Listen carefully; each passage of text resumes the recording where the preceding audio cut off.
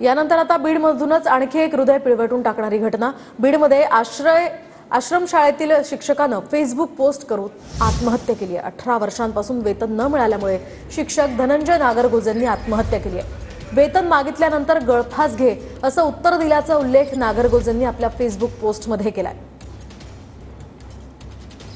दरम्यान आर्थिक विवंचनेतून धनंजय नागरगोजे यांनी आत्महत्या केल्याची माहिती सहकारी शिक्षकांनी दिली आहे। नागरगोजे यांच्या सहकारी शिक्षकांसोबत संवाद साधलाय आमचे प्रतिनिधी श्रीराम क्षीरसागर यांनी।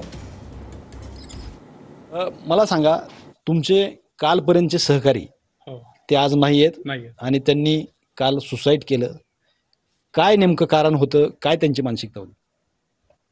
त्यांची मानसिकता म्हणजे आमचे सहकारी धनंजय नागरगोजे, कारण गेल्या 20 वर्षापासून आम्ही या ठिकाणी विनावेतन काम करतो आणि हे काम करीत असताना शासन वेळोवेळी अधिवेशन, निवडणूक, आचारसंहिता, अधिवेशन, निवडणूक, आचारसंहिता याच्या कचाट्यामध्ये हे अधिवेशन झालं की त्या अधिवेशनामध्ये आमचा प्रश्न येईल, ह्या कॅबिनेटला त्या कॅबिनेटला येईल, ह्या आशानं आज आमची 20 वर्ष या ठिकाणी विनावेतन काम करण्यामध्ये गेलेले आहेत।